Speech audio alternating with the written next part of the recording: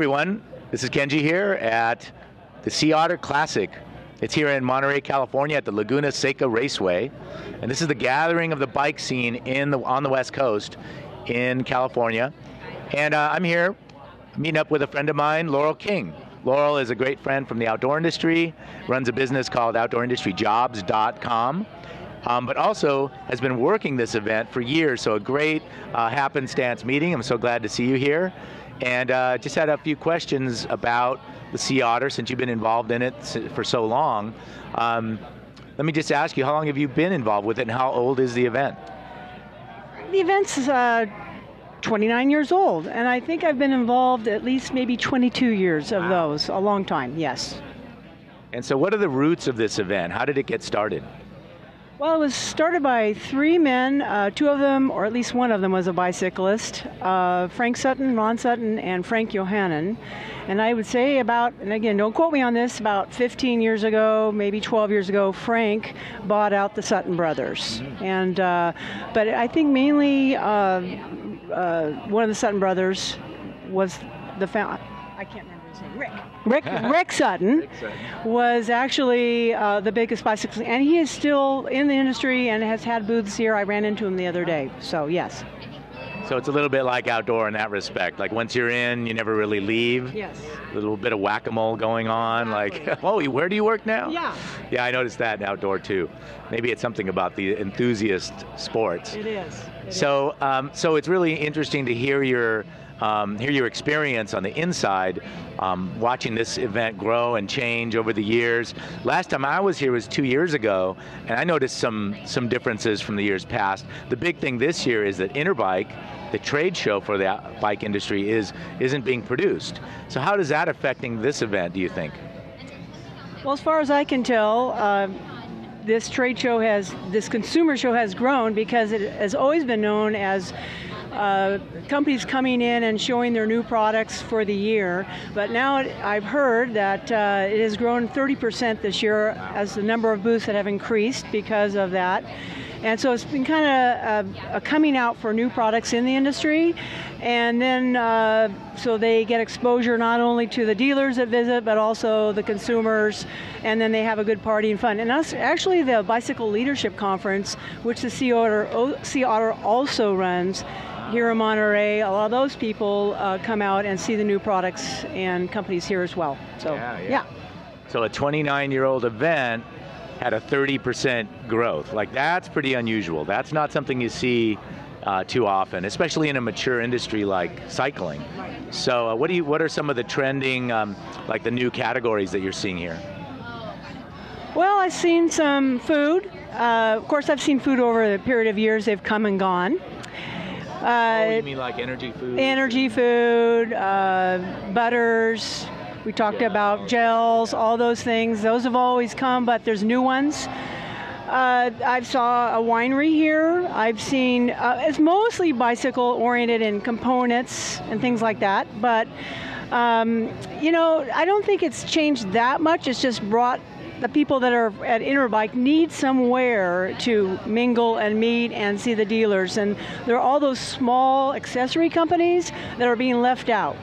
And also a lot of the bigger companies like Trek and Specialized, who are not going to Interbike, come here, they can do their demos. But I haven't really seen a lot of different things, but just more of the same that you would see at Interbike. Got it. So you mentioned butters. Can you tell me a little bit of difference between the chamois butter and the trail butter? Well, you certainly don't want to get them mixed up, that's for sure. Chamois butter is for putting on your bike shorts in particular areas so there's no rubbing. Yes, and the peanut butter or almond butter or whatever, you eat that. You don't want to eat the chamois butter. You don't want to put the butter down there, the other butter down there. Don't mix up your butter. No, yeah, the butters are important fact. You could try it. I'm not saying it's not possible, but maybe that's an opportunity for some innovation, right? Yes. So you heard it here first. You heard it here. You butter manufacturers. Yeah. Get it together. Yeah. You could have your peanut butter and your chocolate together. Yes. Yummy. Yeah. That's funny. So I wanted to ask you a little bit more about like this van life, and I see Winnebago here, and is that a burgeoning scene here, even though this is really a cycling-based event? Okay. Yeah, I see a couple more companies, like Mercedes-Benz is here, Winnebago, there's Vanago or something like that over there. Oh, yeah. And there's one on the far side, more of a tent manufacturer on top of cars, a new one that I've never seen. So we're bringing those types of people. Good point, I forgot about that. But more of the adventure related. There are some bicycle tour companies here. They're trying to get that at the consumer to see, hey, we do bike tours. Hut-to-hut type stuff. So I think there's a huge potential for companies to come in, and these people are multi-sport people. They're not just bicyclists. So why not market to them and get them to know other things that you have to offer here. So yeah. Yeah, isn't it really our goal to pack their garage full of as many toys as possible? What we do that. Yeah, that's what we do. That's what we do well. Yeah. Well, last question. I'm really curious about the attendance here, because this is a consumer event. So you all market to obviously the regional area, the San Francisco area, Tahoe, NorCal, SoCal. Who comes to the Sea Otter here at Laguna Seca? Oh, okay. Actually, this is an international event. There are many, many people come from foreign countries to race. My job here at the Sea Otter is to answer all the questions. I'm info booth coordinator. I answer the phone. So I'm talking to people from all over the world. There's 375 media people here that cover this event. So it is one of the major races in the world. Plus, they've added all these consumer things, like they have recreational rides, they have more of the vendors. So they've combined the racing. There's a dog over there. They're not supposed to. You should pan over to that. That's really cute. So, yeah, check that bike out. He's going to pan over to that with the dog. Is he behind us? Yeah. Okay. Cute dog. I know. What are you going to do? Yeah. So they not only market nationwide and Canada.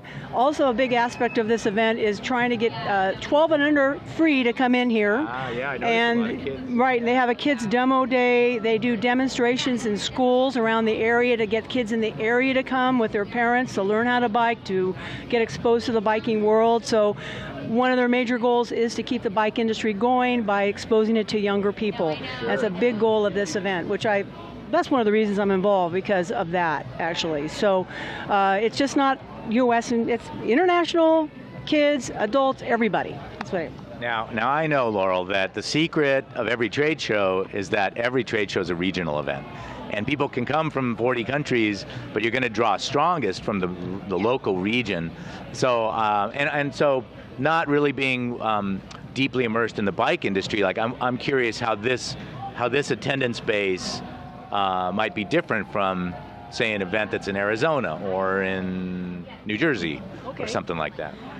Well, I mean, I talk to people that come from Washington and Oregon and Southern California and the Midwest on the phone and email, and it's because of the competition. There are 3,000 people doing the cross-country race, and 3,000, they send them off in waves of ages every 3 years, like 50 to 58, 58 to, and so the competition in the age groups is pretty high. Same with downhill, and then there's a lot of juniors that they race. There are 10-year-olds going down the downhill, and the parents call me and they say, "Can I go on the ride with them the first time to go practice?" No, you can't. So they don't want to send their kid down a downhill by themselves. So it has a growing long-time reputation, and as when you run an event, it's a growing thing over a period of time, and in 29 years it's been able to keep growing and adding competition and adding fun. So, and they have 10,000 people here camping, so they offer the camping right here. There are big parties at night. I won't go into that, but they really have fun here, and that's the whole thing, is it's all in one place, and it's just a growing thing over a period of time. That's how it's happened, word of mouth, and then just all the marketing they do and involvement with the bike industry as well. So. Yeah, right on. Very cool. Well, I also heard that the beginnings of this event were focused around races, like competition, the track. Here is obviously a great place for facilitating that. Is that true? Is that the core of the event is competition racing? Yes, that is the core, but they've added the Grand Fondos and a mountain bike tour and then one called the Gravel Grinder. So I used to run the bicycle events, the recreational ones here. They've kind of formalized them more. They provide massages, they provide rest stops, and a meal at the end. And so they probably get, 2,500 people just participating in those recreational rides. And then the vendor fair attracts them to those rides because it's such a great fair to come. So that's how, yeah. Well, awesome. That is great insight, Laurel. I appreciate your, meeting up with you here and you taking some time to talk with us here.